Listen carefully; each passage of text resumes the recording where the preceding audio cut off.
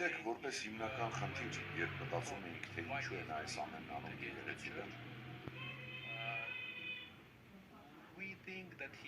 կարծում ենք, որ նա Թուրքիայից եւ Ադրբեջանից տեղեկություն է ստանում, եկեղեցու նարատիվները փոխելու, ցեղասպանությունը մոռանալու կարգադրանքով եւ եկեղեցու նոր գլուխ ունենալու։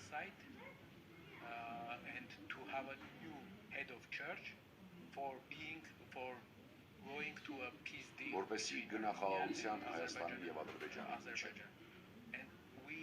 Եվ մենք զգում ենք, որ նա ուզում է փոխել եկեղեցու առաջնորդին,